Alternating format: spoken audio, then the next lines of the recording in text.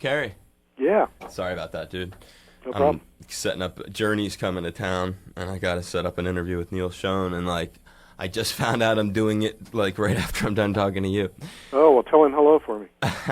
Do you know him? We used to tour together. Oh. Yeah. Sure. Nice. I appreciate you taking some time. I'll make it quick and professional with you. Okay. Yeah, they sure did. Great. Mm-hmm. Awesome. Well, we're in good shape. Stand by. I'll just put an intro on this.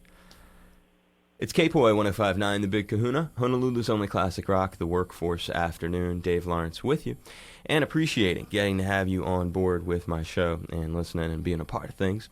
Today we welcome a very special guest to talk about one of classic rock's most celebrated American acts, their legacy being celebrated here all week long, as well as his latest effort and all things in between. After a week of giving away the new, reissued, remastered, and expanded first two albums from these guys, it's a great honor to welcome to KPOI 105.9 The Big Kahuna and the Workforce Afternoon legendary guitarist and songwriter for Kansas, and now from the project Protocol, it's Kerry Livgren. Aloha, Kerry. Aloha. Thank you so much for taking some time. Oh, man, it's a pleasure. I really appreciate it, man. How much experience do you have with Hawaii? Oh, I've only been there, 8 times. 8 times. Nice. So you may be a fan of Kansas. I'm a major fan of Hawaii. That's awesome. When did your fandom begin? It began, I believe it was either 79 or 80. We finished a tour, and we ended up on the West Coast, and somebody in our management said, "Hey, why don't the tour's ending there? Why don't you guys just go on over to Hawaii for a week or 10 days and cool out?" And we said, "Well, yeah, twist our arm." And we did, and they set us up in it was like a condo over in Kaanapali on Maui. Nice. And oh man, we were hooked immediately. And so then you came back 7 times since. Yeah, just kept coming back. When was your most recent visit? Let's see, that was 2 years ago. Where'd you go 2 years ago? Back to Maui. Did you have a rental car? Were you cruising with the radio on, or were you popping CDs in? Oh yeah. Did you hear radio for sure? Did you hear us? I'm sure I must have. You got to be. You're probably the big kid on the block there with classic rock, right? Yeah, we're the only ones. All right. Well, then I definitely heard you. Nice. So that's what you did. So when you're cruising in your car, you're listening to classic rock. Oh yeah, we rent cars and drive around the north side of Maui, and that unbelievable drive around there. So you've done the road to Hana and stuff. Oh yeah. Nice. Dig that, huh? Wow. Went over, saw Mr. Lindbergh's resting place and all that stuff. Good for you. You done the Big Island? No, I haven't yet, and that's got to be the next thing. Man, I had so much fun when I was over there. It really it moved me. I wanted to just retire immediately there. Well, I don't need any temptations to retire yet, but I do want to go to the Big Island. No, I hear you, but it's pretty heavy when you're in such a place. But getting back to it, it's cool that you cruise around listening to classic rock in the car. That's very revealing. And before we talk about your extensive catalog of work, when you're in the car or in terms of stuff that you like, name a couple of the bands that when they come on the radio you turn that up, or if you do pop in a CD, you pop on their CD. Well, it's kind of interesting because. As one of the major bands that came up through the 70s and early 80s, all the other groups that were around then, they were like our competition. Sure, peers. So, we really didn't listen to them that much. And now when I hear classic rock, it puts me back in that time period. That virtually anything, from that period is a really interesting listen for me. That's so cool. I can't pull out one particular band, it's just...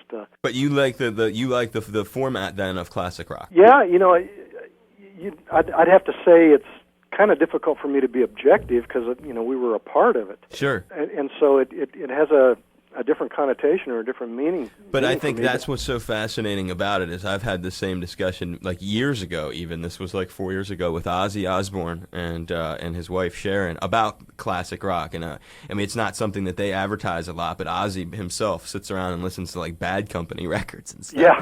And, the thing is, I'm such an addict of melody, and I think that's one thing that the classic rock period has going for it. It rocks, but it's just so melodic. The melodic structure is so, for the most part, really well thought out, and it's real high-energy music. It's just about everything I like about music is kind of encapsulated in it. Of all bands, when you talk about the melodic aspect, I tend to agree when people ask how come there's longevity with classic rock, and when you look at the Kansas sound through the 70s and then into the 80s, but certainly in the 70s, I think you've honed in on something, because every song really had its own life in a way. And did you ever, when you were doing the albums back then in that period, did you ever think that 30 years later the compositions that you personally were writing were going to still have such a personal resonance in people's lives? Oh man, we couldn't think 3 months ahead, much less 30 years. I mean, I don't think we had any idea really that what we were doing would have that kind of longevity. We were so concerned with, the next album and the next tour, and we weren't that long-sighted. And even if we were, I don't think we could have imagined that some of the songs that we were doing would become institutions. And it's like, and getting onto that, taking right from that, you're given, Kerry Livgren, and I'm speaking with Kerry Livgren, who's a legendary guitarist and songwriter from Kansas, has his own project, Protocol, now, and he's my guest on the show. You're given sole writing credit on 2 of rock's biggest anthems, talking about institutions of rock. Carry On, Wayward Son, and Dust in the Wind. Both of those tunes, which are just monster songs, are, according to the liner notes, they're solely credited to you. You wrote all of those? Yeah, those and quite a few more. No, I know that. I know you wrote an extensive laundry list, but those 2 in particular, there's no one contributed any other, like the arrangement of the song, the lyrics, the whole deal in Carry On, Wayward Son, and Dust in the Wind. That's all Kerry Livgren? Well, in the case of those 2 songs, it pretty much is. It always varied. Sometimes I would bring a rough idea to a rehearsal, and the band would really expand on it. In the case of those 2 songs, they have an interesting thing in common. Both of them were just last-minute ideas. Both of them I brought to the band literally when we had pretty much finished rehearsing. We had already learned everything we were going to do on those 2 albums, and I came in at the last possible moment and said, hey, I got one more song. In fact, Wayward Son, we never even rehearsed it. We literally learned it in the studio. I came in the last day of rehearsal, and I said, hey, I think I got this song, or I might have something here that you guys... And I just kind of hummed it to him, gave him a real rough idea, and they said, oh, and it ended up being the opening track on the album and our first big hit. So anytime I have a last-minute idea, I look pretty closely at it now. I would have to say, bro, because especially coming from the radio side of things, what led to Dust in the Wind? That is such a heavy song. It means so much to so many people. It's one of those songs that it's an epic. Dust in the Wind is, to me, the definition of an epic. I knew that when I was a little kid, when it was brand new, and here we are all these years into the future. Just let us into your mind on that. Well, it didn't start out that way. It actually has a really interesting, almost humorous history, which is in such contrast to what the song's about. But I was trying to improve my skills as an acoustic guitarist. I've always been an electric player. And I came up with this finger exercise, which was basically Dust in the Wind. I was sitting in my music room practicing, and my wife kept walking by the room, and she'd stick her head in the door, and she'd go, you better do something with that. And I said, honey, this is just an exercise. This is not going anywhere. This is just something to improve my skill. And she kept bugging me, and finally she said, put some words to that, sing a melody, because I'm telling you, you really got something there.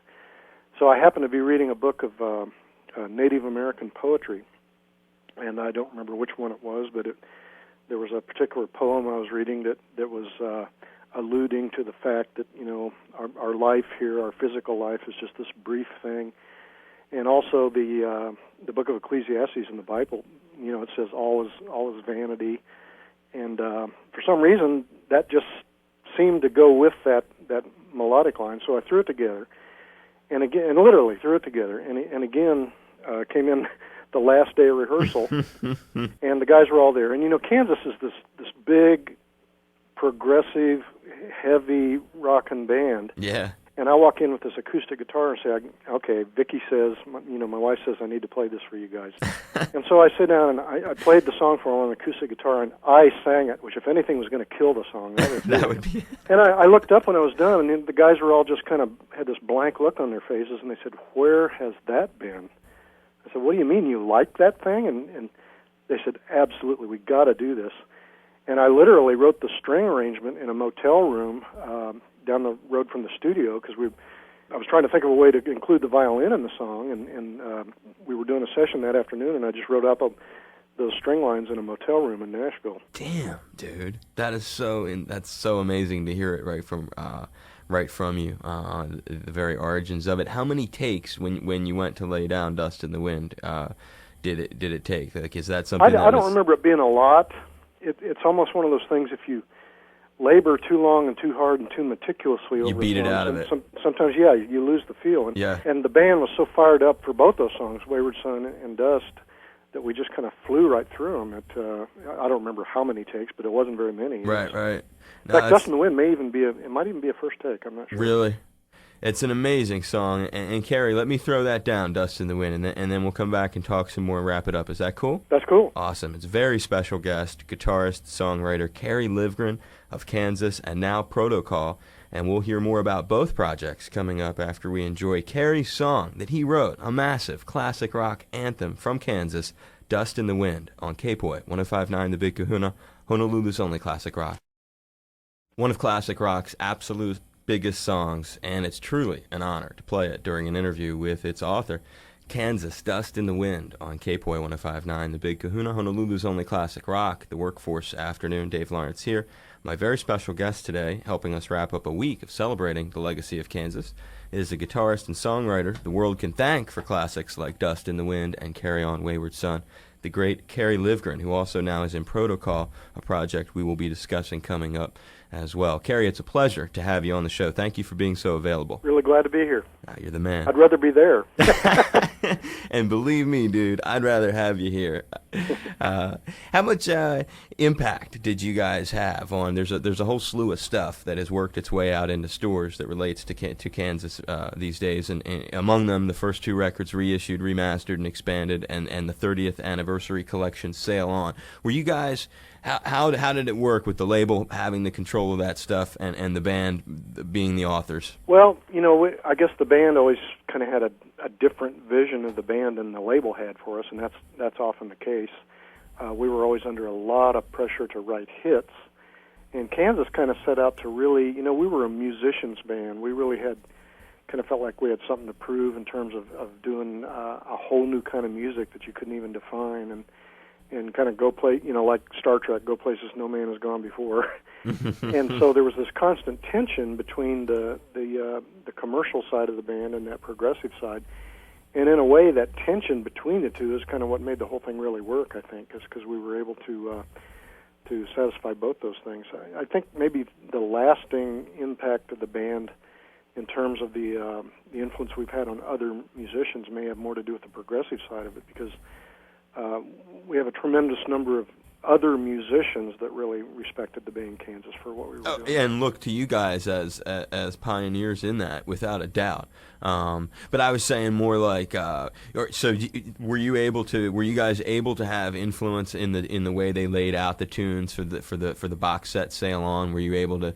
Oh, absolutely, yeah. We're very stubborn about that. It's pretty much our way or the highway. Nice. And I think most artists really want it that way. They want to be able to have their music or their art come out the way they envision it.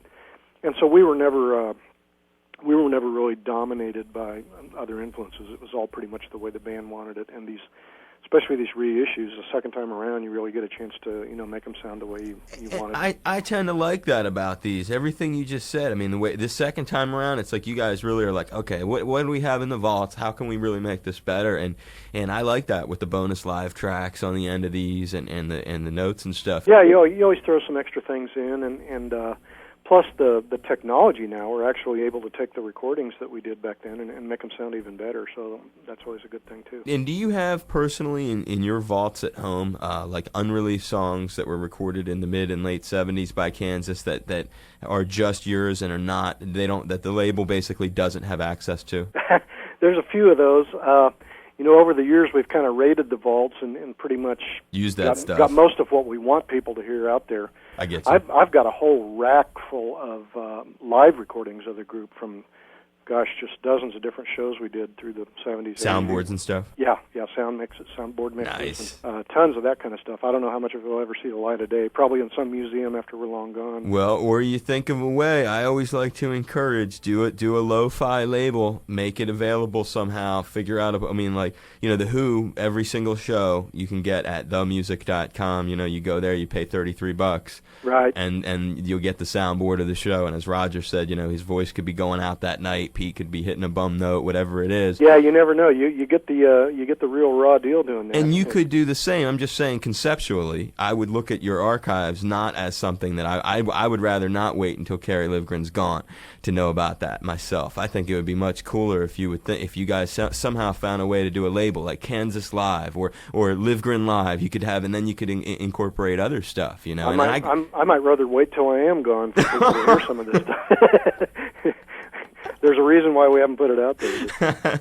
I guess we're pretty picky about the professional. One thing I'll tell you that we're really, really proud of as a band, we always were, our live album, Two for the Show, that we did. It was a remarkable record. I always loved the dedication on the inside to a fan who lost their sight, I believe, driving to the show. Well, what we really liked about that was there were a lot of live albums that came out during that time period. You remember Peter Frampton's big double live album? That was a huge thing for him. Sure. And a lot of the live albums that were out there were, shall we say, heavily retouched in the studio. Big time. And ours is just absolutely raw. I mean, it's a very accurate depiction of what we did at those shows. I mean, you're hearing exactly what happened live. It was not altered in any way. And the applause isn't like rolled in from some Mexican bullfight or something. Yeah, you can make yourself sound really well appreciated if you want to. I mean, not to throw any names out like Kiss Alive 2 or Cheap Trick at Budokan, but there's a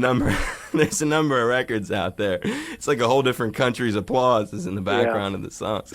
I couldn't agree more with you. Plus the fidelity of Two for the Show. I mean, you got a recording there that just sounds crystal clear. I'm just saying, Kerry, keep in mind maybe some of those recordings, just someday you're kicking it on the weekend, you're going through your vault, you're listening to the live soundboards, and you say to yourself, I remember talking to that dude, Dave Lawrence, in Honolulu, and he was like, you could put some of this out. And then you sit there, you listen to it, you might think some of it is worthy because you guys were really tight. And I know you had unreleased stuff by the precursor lineup of Kansas, and that's Protocol, and it ended up getting released. Plus, you ended up doing a new studio album with that, which is Before Became After, and it's on the record label Inside Out Music America. Tell us how it came to be that you were able to use that unreleased stuff and then have it launch this band. Well, in that case, the unreleased recordings, like you're describing, were actually responsible for a band forming or reforming. Protocol is the original version of Kansas, the band that existed before the one everybody's familiar with, which I was in. And actually, in the earlier version of Protocol, Dave Hope and Phil Ehart were in it as well. And we made a lot of, just live recordings of our shows with a little 2-track machine set up and a couple of microphones. And I mean, we were just wanting to hear what we sounded like. No one ever dreamed that 30 years later that would actually be released. And those recordings had been in my vault for all those years, we're talking 30 years here. And I was contacted by a small label on the East Coast, Cuneiform Records, who releases things like that, and they said, hey, we hear you have these really, really early recordings of the band Kansas. I said, yeah, I do, but my initial reaction was these are not for public consumption. The quality is just, it's nowhere near what anybody would release. And they kind of twisted my arm and said, people don't care about that as much as you might think. They want to hear what you were doing back then. Exactly. And because of the technology and because I work in the studio, I was able to take these old recordings and wave the magic wand at them, and lo and behold, they actually were quite listenable. So we ended up releasing that stuff. And that's when the real surprises began, because it really kind of caught on, particularly in Europe, because as a historical footnote, to find out that this American band from the Midwestern United States was doing this really off-the-wall progressive music way before some of the bands that we were accused of emulating had even been heard. And it just began to snowball, and I had to track all the guys down because, we hadn't seen each other for so many years. I didn't even know where some of the guys were. And the interesting thing about this is that these guys in the band Protocol, basically had all given up their musical careers when I left to go with the Kansas that we now know. And we had this reunion, got together, had a really fun time, played a little bit together, and we were standing out in the parking lot, and I said, wouldn't it have been interesting to know what this band could have done if we had stayed together? And one thing led to another. We ended up coming in the studio and recording before it became after. And I got to tell you, it was like an experiment no one had ever tried before to see if a musician can not play or sing for 30 years and then pick it up again. These guys not only picked it up, they just blew me away. I mean, my mouth was hanging open in the studio. I couldn't believe some of the stuff they pulled off. It sounds like an episode from that show, Bands Reunited. It is. I mean, we must have been the original one. And talk about... You maybe inspired that show. I think you ought to hit those people up with litigation. Yeah, well, we saw that show and said, man, we should have done an episode of this, because, we blow all these away as far as how long it was, right? How long, right. And how interesting a story it was. That's outrageous, man. And those recordings are very, very clean as well. That stuff. I'm impressed. You really. So what do you're at your house? You were able to do that stuff yourself in terms of cleaning up the vintage 71 to 73. Yeah, I've got my own studio, and with the digital tools that you have available now in the studio. Nice job, man. You can just raise them from the dead. I mean, they almost sound. You can bring things out that you wouldn't believe. Yeah, I was startled when I realized the dates on stuff, and then realizing that you know what you just said, that you were the one doing it all. Very impressive. What are other plans for the future with Protocol? Well, we're touring now. We're starting out just regionally here in the Midwest, and then kind of venturing further out. It's really interesting because all the guys, at this stage of life, they've had jobs and careers and families, and all of a sudden, here we are doing this band thing again that we were doing so many years ago. So it's a real challenge for them but they're all ready to walk away and just go do this. We're having so much fun playing. It's really a fun band to play in. And Kerry's not currently in Kansas, but you have a good rapport with them, I understand. Well, it's actually even a little more than a rapport. I've kind of got one foot in the band and one foot out, and I have for a number of years. I was with the group, of course, for, it was almost 14 years. And at that point, this was in the early 80s. Everything was changing.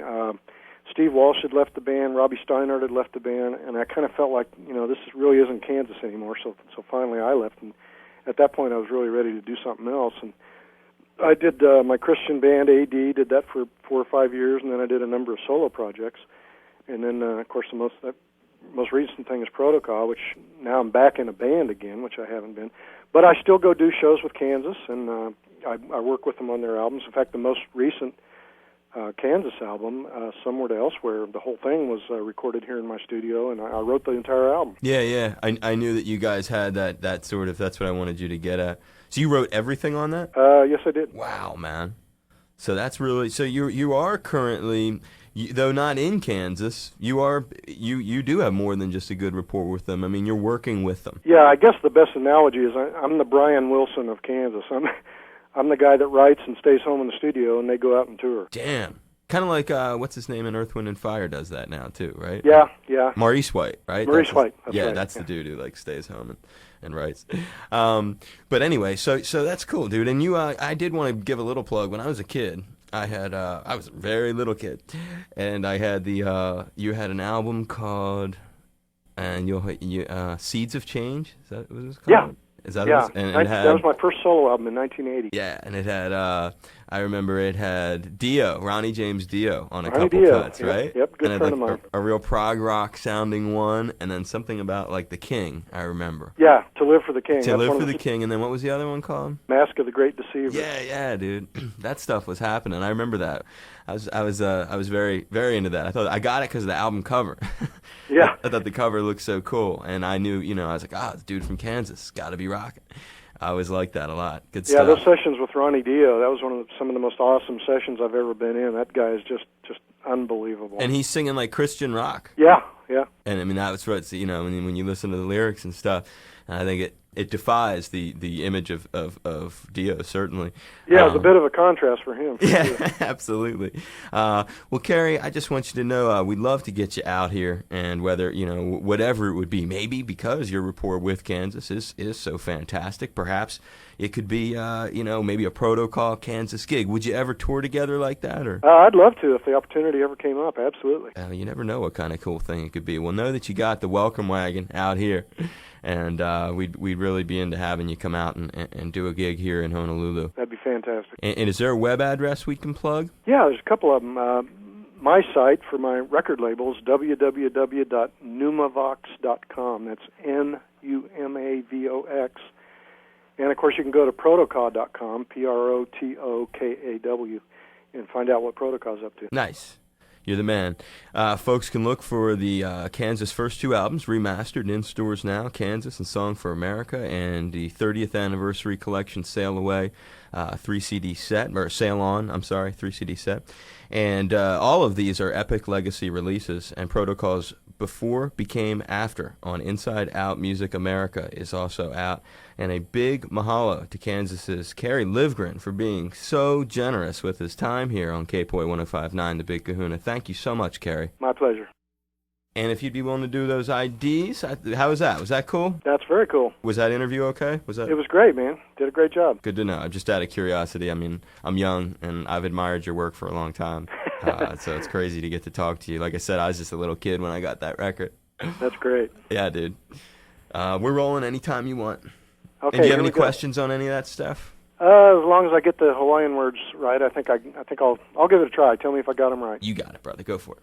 Aloha. This is Kerry Livgren of Kansas, and now the band Protokaw, and you're listening to KPOI 105.9, The Big Kahuna, Honolulu's only classic rock. Nice.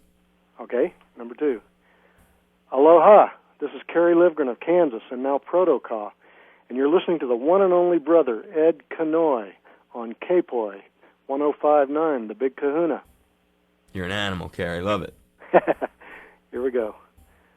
Aloha. This is Kerry Livgren of Kansas, and now Protokaw, and this is a radio show worth listening to with the man, Dave Lawrence, on the Workforce Afternoon.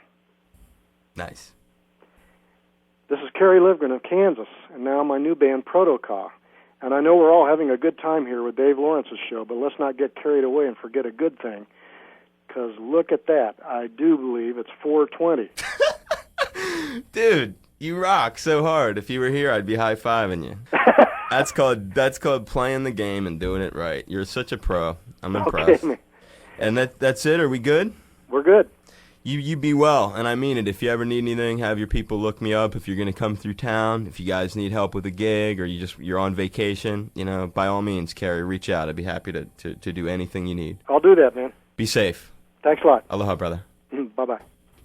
Aloha. This is Kerry Livgren of Kansas, and now Protokaw, and this is a radio show worth listening to with the man, Dave Lawrence, on the Workforce Afternoon.